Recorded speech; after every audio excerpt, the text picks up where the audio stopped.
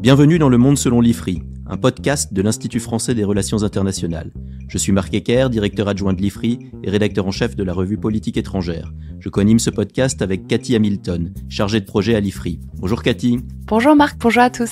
L'objectif de ce podcast est de vous donner un aperçu de la richesse de la production de l'IFRI et de transmettre des clés de compréhension du monde dans lequel nous vivons. Pour cet épisode, nous avons le plaisir de recevoir Thierry de Montbrial, membre de l'Académie des sciences morales et politiques, fondateur et président de l'IFRI. Il préside également la World Policy Conference qu'il a créée en 2008. Thierry de Montbrial, bonjour et merci d'avoir accepté de venir à ce micro. Bonjour à tous. Vous venez de publier dans le numéro d'été de la revue Politique étrangère un long entretien intitulé « Gouvernance mondiale, Ukraine, Union européenne, Quo vadis ?» Entre la réalisation de cet entretien pour Politique étrangère et la discussion d'aujourd'hui, qui est enregistrée le 14 juin 2024, ont eu lieu des événements majeurs avec les élections européennes et la dissolution de l'Assemblée nationale en France. Ma première question est donc simple. Êtes-vous inquiet pour l'avenir de l'Union ? Oui, mais pas depuis les élections européennes ou depuis l'apparition de ce numéro. Je le suis depuis 1991. Et je le suis encore plus particulièrement depuis le début de la guerre d'Ukraine. Je suis inquiet pour l'Union européenne, oui. Et donc, quelles sont les raisons de cette inquiétude ? Est-ce que c'est l'élargissement qui va rendre, selon vous, cette Union européenne encore plus difficile à gouverner ? Eh bien, je crois d'abord qu'il faut revenir aux fondamentaux. Les fondamentaux, c'est-à-dire de la nouvelle époque dans laquelle nous sommes, c'est effectivement la chute de l'Union soviétique. La chute de l'Union soviétique qui est la chute du dernier empire qui résultait, disons, des circonstances du début du XXe siècle. Le XXe siècle est une histoire de chute d'empire après la Première Guerre mondiale, et puis pour les empires coloniaux après la Seconde, et finalement il ne restait que l'empire russe. La chute de l'URSS, c'est à la fois la chute du communisme et c'est la chute de l'Empire russe. Or, ça s'est anormalement bien passé. La chute de l'Empire russe s'est passée d'un seul coup et avec très peu de dégâts immédiats, quelques milliers de morts tout au plus, des incidents, on peut dire, mais pas de catastrophes.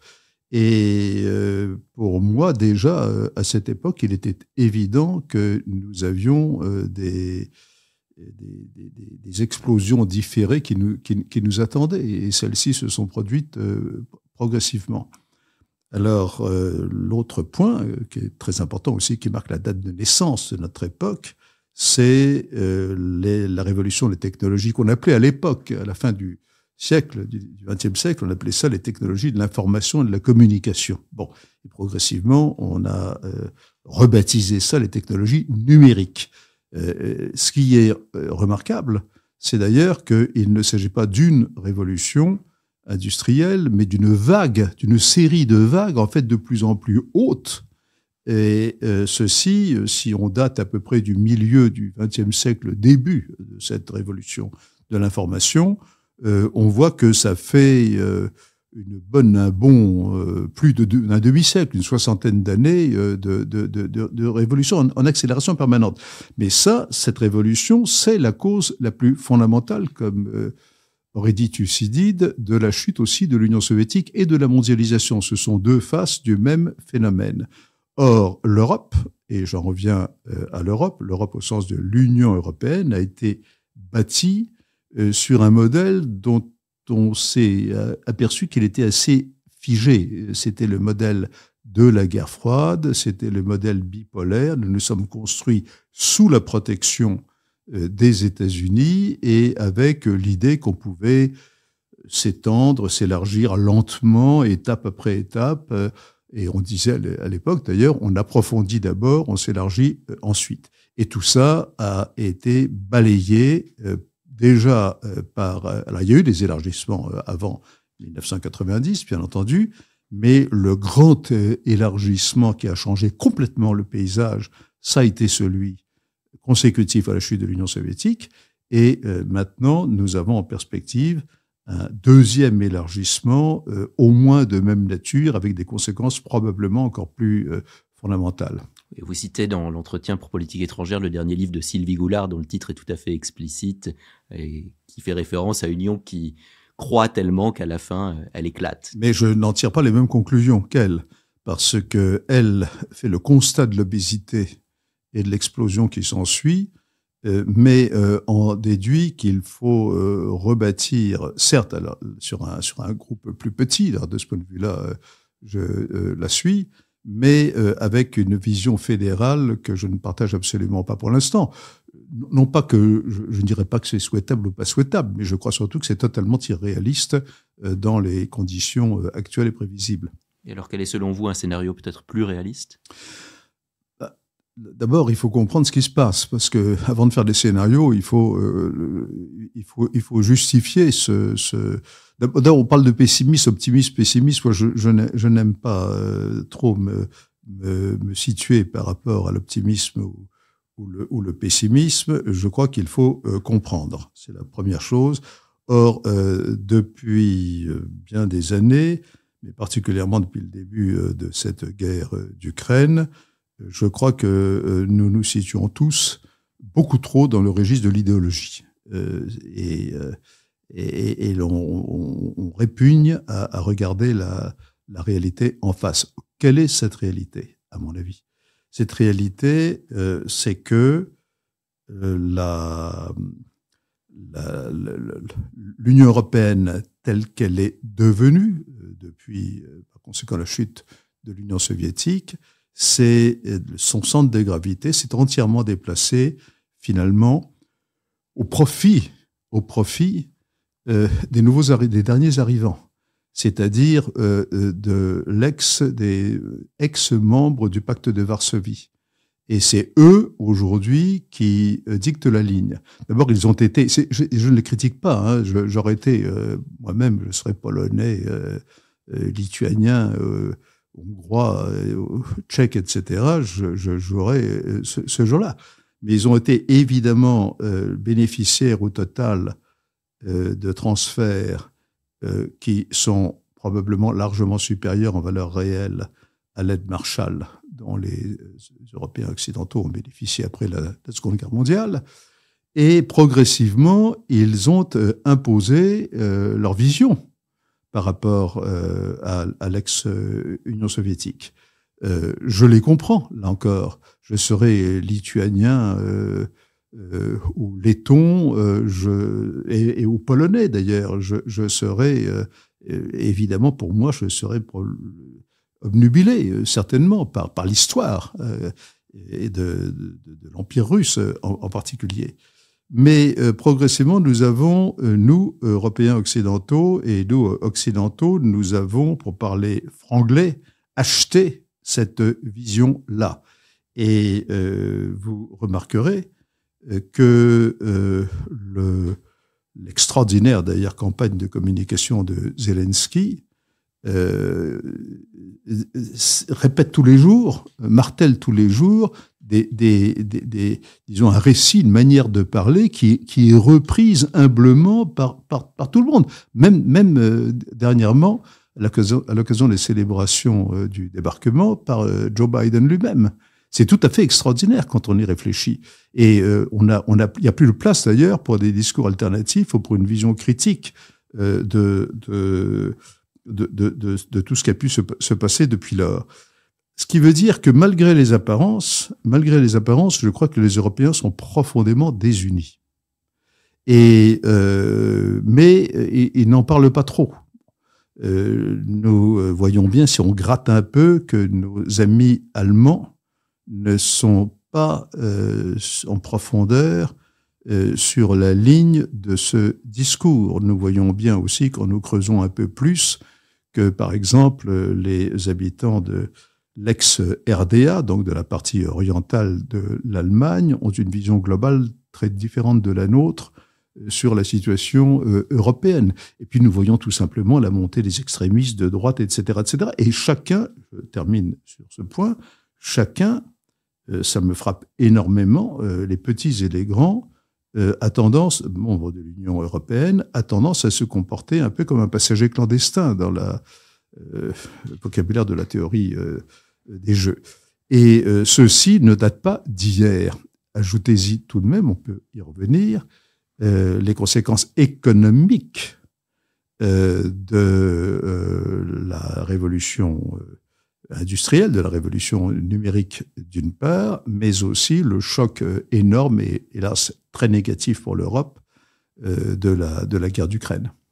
Vous avez évoqué rapidement la vision des Baltes, des Polonais, etc., cette obsession russe en quelque sorte, qui aurait été achetée ensuite par l'Europe occidentale également, mais il faut quand même bien reconnaître que l'agression de février 2022 de l'Ukraine par la Russie, a posteriori, justifie un peu cette obsession, non ? Pas seulement l'agression de 2022, c'est toute l'histoire qui le justifie. Toute l'histoire de cette partie du monde. Mais il y avait, j'aime bien citer l'histoire de Charles XII de Voltaire, où Voltaire parle déjà du problème ukrainien et il évoque à l'époque les trois grands empires qui étaient concurrents pour manger la malheureuse Ukraine. La Russie, si je ne me trompe, n'était que le troisième, après les Polonais et les Suédois. Alors, il est vrai que maintenant, la question des empires polonais et suédois a été à peu près résolue, et donc il reste en effet la question russe. Je ne dis absolument pas le contraire. Je dis simplement que pour le moment, le résultat, c'est que nous n'avons pas à l'intérieur de l'Europe, il ne faut pas faire comme si, je crois, des analystes ont, à mon avis, le devoir de dire la réalité. Donc, ne disons pas que les Européens sont unis, ont une même vision de la défense, ont une même vision des frontières à protéger, etc. Surtout quand on parle de certains sujets comme les armes nucléaires. Monsieur le Montbrial, justement, en parlant de cette unification au sein de l'Union européenne, dans votre article dans Politique étrangère, vous évoquez l'idée de la défense européenne. Est-ce que vous pouvez nous en dire un peu plus ? C'est un vaste sujet. N'oublions pas, interrogez-moi après sur la question économique. Hein, je crois qu'il est aussi extrêmement fondamental, y compris pour cet aspect de la défense européenne. Alors, la question est à la fois très simple et très complexe. La défense, dans le mot, il y a défense. Qu'est-ce qu'on défend ? Bon, je crois que toute l'ambiguïté est là. Un pays, une nation, d'ailleurs le mot nation est ici extrêmement important, c'est un être collectif qui est vivant en quelque sorte, qui est vivant dans ce sens qu'il a une histoire, il a toute une histoire, et quand les personnes sont prêts à donner leur vie pour la défense d'un pays ou de la nation, c'est parce que ils réactivent dans leur mémoire toute cette histoire. C'est pas une génération spontanée. Et le premier problème, il est là. C'est que qu'est-ce qu'on défend exactement ? Et je suis très gêné par la réponse conventionnelle sur cette question et dire on défend des valeurs. Je ne crois pas. Je crois qu'il y a effectivement des gens qui défendent, qui peuvent mourir pour des valeurs. Bon, il y a d'ailleurs des gens qui peuvent mourir pour leur religion, par exemple. On meurt pour des idées, mais de mort lente, comme disait l'autre. Exactement. De mort lente et parfois même très lente. Et pour commencer, il faut avoir des idées d'ailleurs. Donc, je crois qu'il y a ici une ambiguïté énorme et je pense que cette ambiguïté s'est manifestée d'une manière très limpide ces dernières semaines ou ces tout derniers mois, quand il y a eu un moment où a émergé un vague débat sur la question du partage de la dissuasion nucléaire. Moi, j'ai été franchement stupéfait. Il se trouve que à l'époque de mes débuts dans les relations internationales, c'est-à-dire les années 70, lorsque j'étais le premier d'ailleurs directeur de ce qu'on appelle maintenant le CAPS, le Centre d'analyse et de prévision stratégique du Quai d'Orsay. Donc à l'époque, nous étions plongés dans ces questions de stratégie nucléaire. Et je dois dire qu'en entendant la légèreté des débats qu'il y a eu il y a quelques semaines sur cette question, j'ai mesuré le temps qui s'était écoulé depuis lors. Même chez des gens qui ont une très bonne réputation de connaisseurs des relations internationales, voire même d'expertise en matière de défense, voyez-vous. Donc, je crois que la première difficulté, elle est là. Alors, que veut-on défendre exactement? Alors, en revanche, on peut parler d'alliance. D'ailleurs, mentalement, on voit bien que les pays dont je parlais, c'est-à-dire les nouveaux membres venus de l'Europe, entre guillemets, de l'Est, ce qui les intéresse le plus, c'est évidemment l'Alliance Atlantique. Alors, ça s'est un petit peu arrangé depuis 30 ans, dans la mesure où ils comprennent qu'ils sont en Europe, que donc on ne peut pas compter indéfiniment sur les Américains, et Trump, entre autres, nous y aide. Mais enfin, la notion d'alliance est claire. Défense européenne, ça n'est, à mon avis, ça n'est pas clair. En revanche, les coopérations industrielles, ça peut être clair, mais même ça n'est moins facile qu'on ne le dit, parce que pour fabriquer des armements, qui les fabrique, comment, à quelle fin? Normalement, des choix d'armement, ça dépend aussi de la définition des objectifs qui renvoient à la question précédente, voyez-vous. Donc, je crois que il y a en fait le travail de définition de ce qu'on entend par autonomie stratégique, défense européenne, etc., est probablement beaucoup plus important que ce que l'on dit en général. Et justement, quand vous parlez de ces idées-là, on voulait vous demander quel rôle joue l'opposition entre démocratie et régime autoritaire dans le système mondial. Qu'est-ce que vous pensez d'une idée de la crise de la démocratie? Quand vous dites qu'on meurt pour les idées ou les valeurs, qu'est-ce que vous pensez de cette idée d'une crise démocratique? Alors, qu'il y ait une crise démocratique est évident. Mais bon, on pourrait dire qu'il y a toujours eu des épisodes de crise démocratique. Quand vous regardez l'histoire de la France de l'entre-deux-guerres, on n'en est pas dépourvu. Il est vrai d'ailleurs que la France était une démocratie relativement jeune encore à l'époque. Mais je vois deux raisons fondamentales, deux réponses fondamentales à votre question. La première, c'est et la plus contemporaine, si je puis dire, c'est que la révolution des technologies de l'information, donc la révolution numérique ou la suite des révolutions numériques, a facilité d'une manière qui était totalement imprévue auparavant, a facilité le décollage des pays qu'on appelait autrefois du tiers-monde. C'est-à-dire que toute une partie du tiers-monde s'est développée dans des conditions qui n'étaient même pas imaginées auparavant. Je pense à la Chine, à l'Inde, donc une bonne partie de l'Asie, mais pas seulement. Je viens de passer récemment quelques jours au Rwanda, qui est un tout petit pays enclavé, etc. J'ai été à certains égards très impressionné aussi par la modernité de ce pays, et il y en a d'autres, bien sûr. Et pour beaucoup de ces pays qu'on appelle aujourd'hui le Sud global, avec la connotation liée à ce que je vais vous dire maintenant, pour beaucoup de ces pays, ils voient là aussi une sorte de revanche vis-à-vis de l'Occident, puisque au fond, les temps modernes correspondent à la révolution, la révolution industrielle, la première révolution industrielle, la révolution scientifique, en fait, et à la colonisation. Tout ça est allé de pair. Donc, il y a une révision de toute l'histoire depuis les temps modernes qui se fait très largement au détriment de l'Europe, puisque c'est l'Europe coloniale essentiellement depuis dans cette première vague de colonisation, c'est-à-dire celle de 15e, 16e siècle surtout, et puis qui s'est étendue aussi aux États-Unis, parce que les États-Unis y ont participé dans une large mesure. Par conséquent, je pense qu'il y a tout cet aspect-là. L'autre aspect qui ne date pas tout à fait d'hier, c'est que beaucoup de pays en ont assez, dans ces pays, notamment ceux dont je viens de parler d'ailleurs, qu'on prétende leur dicter la manière d'être gouverné. Et pour quelqu'un comme moi,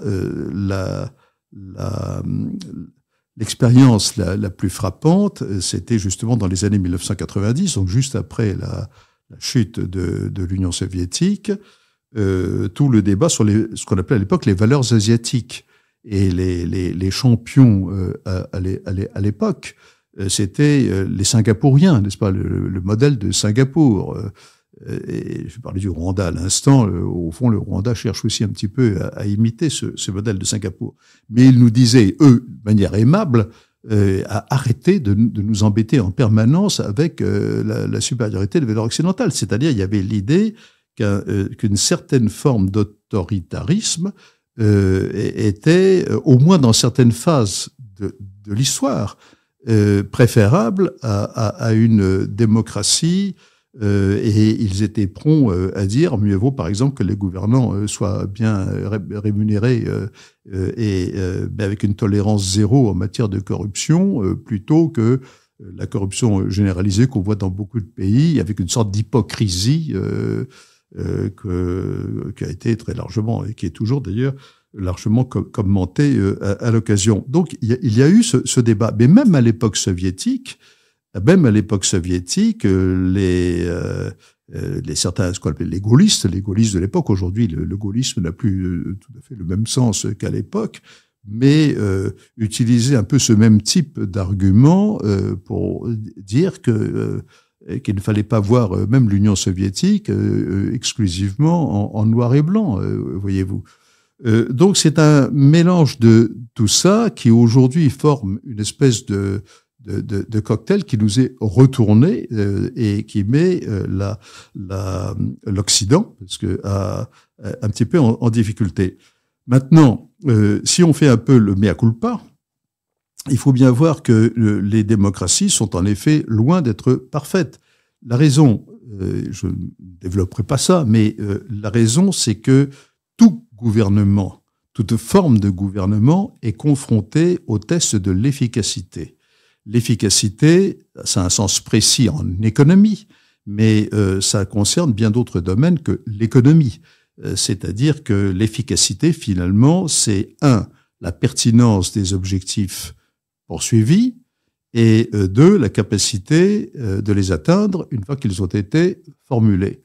Il faut bien reconnaître que les démocraties pêchent souvent, et parfois même, nous sommes au début de la période électorale, vous avez rappelé à quel moment nous faisons cet enregistrement. Il est vrai que j'entends des choses qui me navrent. Le simple fait qu'on puisse les énoncer me navre. Donc, je crois qu'il faut aussi, tout en affirmant notre conviction profonde de la supériorité philosophique de la démocratie sur tout autre modèle, mais il faut que nous ayons l'humilité de reconnaître, premièrement, que nous avons beaucoup de péchés, si je puis prendre cette métaphore, à nous faire pardonner, en tout cas d'essayer de ne pas les répéter en permanence, et deuxièmement, que d'autres formes de régime peuvent être, au moins dans une certaine période de l'histoire, peuvent être préférables sur certains peuples, et que nous cessions de tout mesurer à l'aune de la démocratie. Je vous ai parfois entendu dire que le problème des despotes, c'est qu'ils sont souvent des difficultés d'éclairage. Ah oui, non seulement ça, mais je suis le premier à le dire en permanence, je le dis tout le temps. Le problème je peux même vous dire qu'ayant rencontré 2 ou 3 fois dans ma vie peut-être pas des despotes, des autocrates éclairés, je ne vous citerai pas les noms, mais au moins 2 d'entre eux très connus, je leur ai dit, vous êtes un autocrate éclairé, mais vous êtes effectivement éclairé, mais songez au moment où la bougie faiblit. Je leur ai dit directement. Eh bien, figurez-vous qu'ils ont ri. Les despotes peuvent avoir de l'humour aussi. Il y a un aspect qu'on n'a pas évoqué là de cette crise démocratique qui est une tendance qu'on voit depuis plusieurs années à voir des régimes démocratiques évoluer vers des formes qu'on appelle illibérales, voire parfois vers des formes possiblement autoritaires. On se souvient au début d'année de la déclaration de Donald Trump sur « je serai le dictateur d'un jour ». Alors parlons justement des États-Unis et de l'élection américaine de novembre 2024. À votre avis, quelles pourraient être les conséquences internationales d'un retour possible au pouvoir de Donald Trump ? Je vous dirais d'abord que je pense que les États-Unis sont malades et depuis très longtemps. C'est-à-dire que vous savez, j'ai été étudiant, j'ai fait un doctorat aux États-Unis il y a maintenant 55 ans, on va dire, un peu plus, et j'ai énormément été aux États-Unis. J'aime les États-Unis, je les ai aimés, je ne les reconnais pas. Voilà.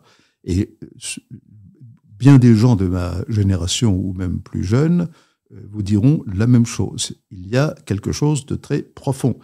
Et sur le plan des partis, par exemple, il est extrêmement intéressant de voir, par exemple, dans les années 60, les deux grands partis, démocrates et républicains, c'était deux variantes. Hein, voilà, c'était les un peu plus progressistes entre guillemets d'un côté, un peu plus conservateurs de l'autre, mais ils étaient parfaitement capables de s'entendre très courtoisement et de se lire et de se respecter. Et à l'intérieur de chacun des camps, il y avait des variantes, mais qui étaient relativement limitées. Bon, aujourd'hui, enfin depuis en fait plusieurs décennies, les écarts se sont creusés à l'intérieur de chacun de ces deux grands partis, de sorte que on ne retrouve plus ses enfants à l'intérieur de chacun.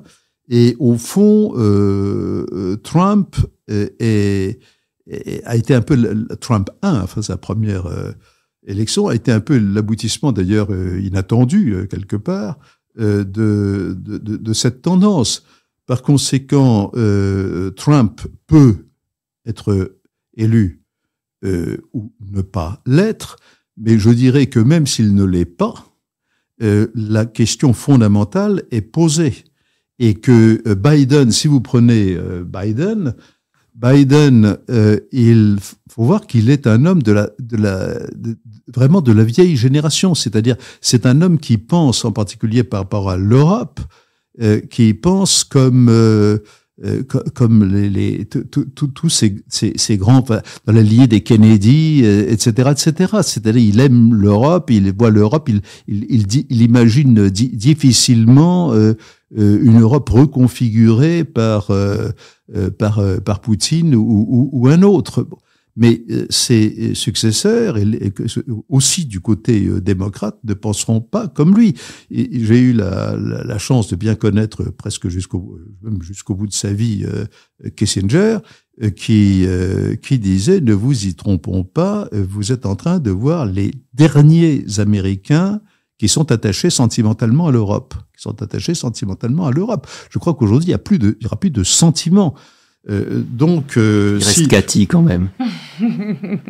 Il reste Cathy, mais elle est en France. Mais américaine. Bon, alors quelles conséquences pour l'Europe, là encore, si on est lâché par les États-Unis ? Mais on va pas. Je crois que nous pourrions être lâchés par les États-Unis si Trump est élu. Je crois que ça ne se passera pas d'une manière blanche. Encore une fois, ce sera pas binaire, ce sera pas 0 ou 1. Mais même si Biden est réélu et même s'il conserve son état de santé, lui permet de gouverner proprement pendant les 4 prochaines années, je ne crois absolument pas qu'il maintiendra la même ligne pendant 4 ans. Les Américains, quels qu'ils soient, de quel bord qu'ils soient, et ça c'est une constante, je crois, dans le caractère américain, sont parfaitement capables de prendre de temps en temps des décisions extrêmement brutales Et d'ailleurs, le mandat de Biden a commencé par un retrait piteux de l'Afghanistan. Donc, je ne crois absolument pas que les États-Unis soutiendront indéfiniment la cause de l'Ukraine telle qu'elle est formulée par Zelensky et ses conseillers. Monsieur de Montbrial, pour les 40 ans de l'IFRI, en 2019, vous avez fait une importante conférence dans le grand amphithéâtre de la Sorbonne, et la thématique de cette conférence était l'avenir de l'Europe face à la compétition sino-américaine. On voulait vous demander comment vous qualifieriez 5 ans plus tard la nature du système mondial. Alors, tout d'abord, j'avais choisi effectivement ce thème. Et à l'époque, ça n'était pas à la mode. Hein, ça l'est devenu très vite d'ailleurs, mais ça n'était pas particulièrement à la mode. Mais il me semblait effectivement évident que nous serions, nous, Européens, nous serions très sollicités par nos amis américains pour prendre parti, pour prendre position et pour dire les choses de manière un peu simplifiée, pour élargir le champ de l'Alliance Atlantique à la totalité du monde, si vous voulez. Et on voit bien que c'est ce qui est en train de se passer. C'est ce qui est en train de se passer, et la guerre d'Ukraine sur ce plan-là aussi constitue un accélérateur. Donc, je pense particulièrement, par exemple, à la question des sanctions, encore les toutes dernières sanctions qui ont été décidées ou annoncées au G7 qui vient de se tenir. Par conséquent, je vois là une évolution effectivement très préoccupante.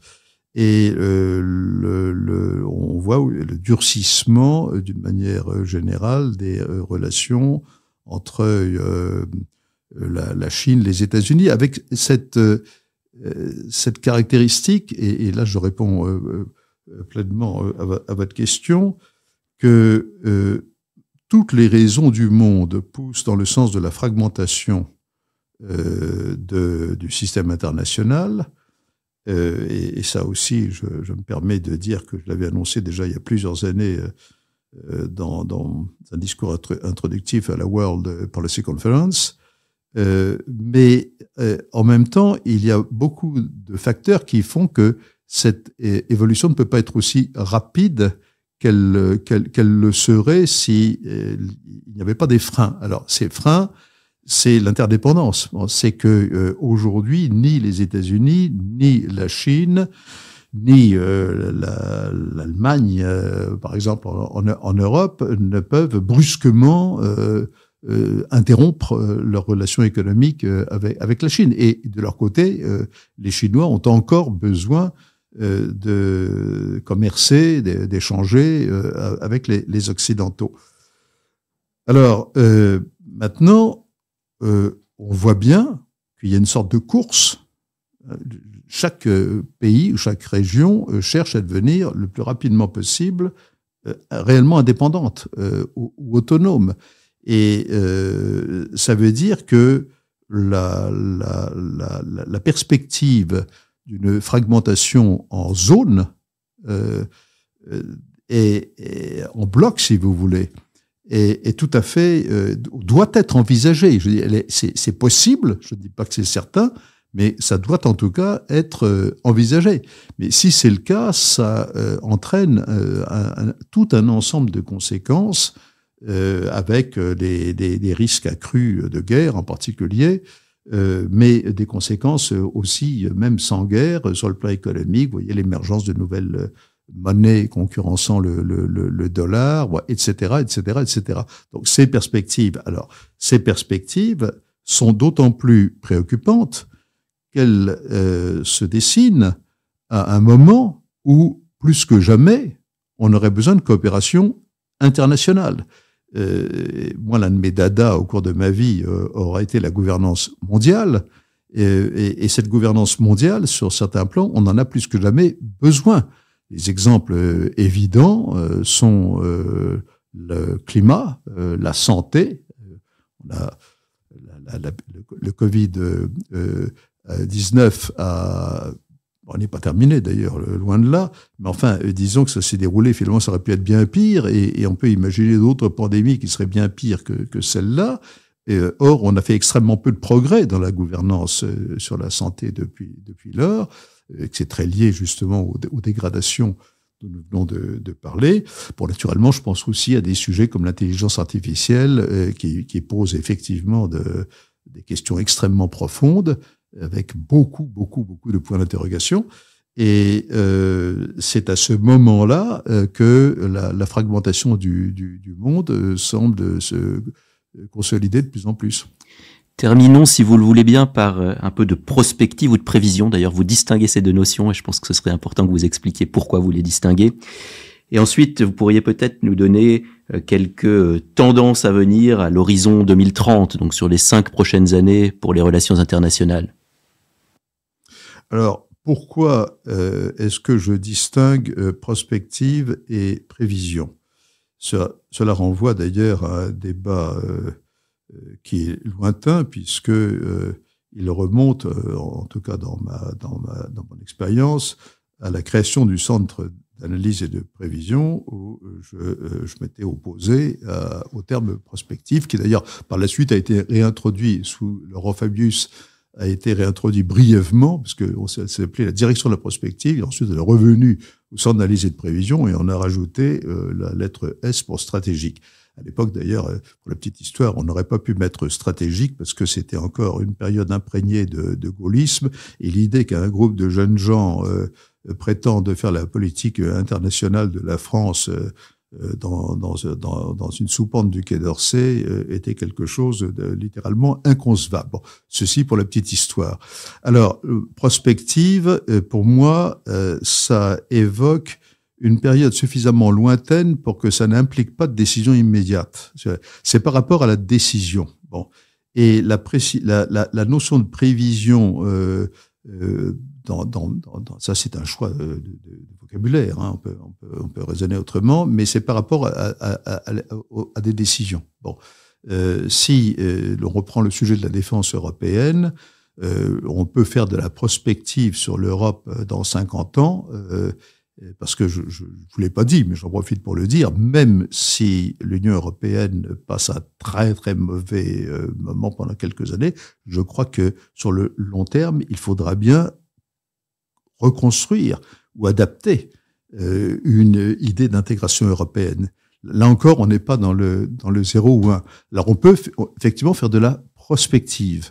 Maintenant, s'il s'agit de prendre aujourd'hui les décisions pour la défense, pour organiser la défense, par exemple, de la France, ou la coordination des politiques de défense dans les pays de l'Union européenne à l'horizon de 2030, puisque vous parlez de 2030, ce qui nous mène à 5-6 ans d'ici, eh bien là, on est dans l'ordre de la prévision, parce que on va prendre des décisions qui vont être extrêmement engageantes, et là, il vaut mieux ne pas trop se tromper. Donc voilà le fondement de cette distinction.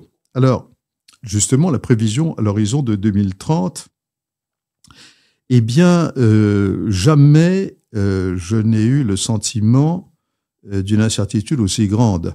Parce que traditionnellement, on distingue toujours, depuis ça remonte au moins aux économistes comme Alfred Marshall et des gens comme ça, le court terme, moyen terme et long terme. Bon, le court terme, ça va de demain à dans 1 ou 2 ans. Le moyen terme, c'est justement l'ordre de 5 ans, ce qui correspond à la durée normale pour la plupart des investissements. Puis le long terme, c'est 10 ans au plus. Mais voyez-vous, peut-être que la meilleure façon de vous répondre, c'est de vous rapporter une expérience qui date du mois de septembre dernier, 2023, lors d'une conférence en Corée, qui portait largement sur les questions technologiques, et il y avait des gens comme Sam Altman et c'est Wojciech, l'un des cofondateurs d'Apple, et qui ont dit sur scène qui ont dit nous sommes incapables de faire des prévisions sur l'intelligence artificielle à l'horizon de 5 ans. Sam Altman, c'est le patron de OpenAI. Oui, c'est le patron d'OpenAI et donc le père de ChatGPT. Eh bien, ils ont dit ça. Moi, ça m'a énormément frappé. Où en serons-nous dans la guerre d'Ukraine dans 5 ans? Est-ce qu'elle sera terminée par un compromis qui aurait forcément une dimension territoriale, ce qu'aujourd'hui tous les Occidentaux rejettent comme une perspective qu'on ne doit même pas envisager? Bon, mais est-ce que ça se terminera de cette façon? Est-ce que ça se terminera par le retrait complet des Russes et dans quelles conditions? Est-ce que ça même dérapera vers un échange nucléaire? Personne ne peut répondre à cette question. Est-ce que les Chinois auront entrepris une action, on va dire, belliqueuse, pour employer un euphémisme, sur Taïwan d'ici dans les 5-6 ans qui viennent? Je dirais c'est peu probable, mais qui pourrait dire que c'est impossible, etc., etc., etc. Donc jamais nous n'avons eu un degré d'incertitude aussi grand. Quand je dis jamais, je pense en particulier à l'expérience de ma propre vie, si vous voulez. Et je crois qu'il faut garder ça en tête aussi, justement, quand on raisonne sur l'avenir, parce que si on se fixe trop sur des scénarios rigides, on risque de commettre des erreurs dramatiques. Cette incertitude qui rend le travail de l'IFRI peut-être plus nécessaire que jamais. Je pense que le travail de l'IFRI est en effet plus nécessaire que jamais. Et je vais vous dire, non seulement je le pense, mais je le pense profondément. À une condition, c'est que, et même deux, c'est que l'IFRI continue d'être ce qu'il est, c'est-à-dire de travailler avec des experts, des spécialistes d'une grande compétence et très engagés aussi dans la connaissance du terrain, qui regardent les choses de près, et qui ne se laissent pas raconter d'histoires ou pas trop influencés par l'ère immédiate du temps. Et le deuxième point qui est probablement plus difficile, parce que les humains sont les humains, c'est de ne pas se laisser trop impressionner par l'idéologie du moment. Très bien, Thierry de Montbrial, merci beaucoup d'avoir participé à ce podcast. Chers auditeurs, n'hésitez pas à vous abonner au Monde selon l'IFRI sur votre plateforme préférée et à suivre l'Institut français des relations internationales sur les réseaux sociaux. À bientôt pour un prochain épisode.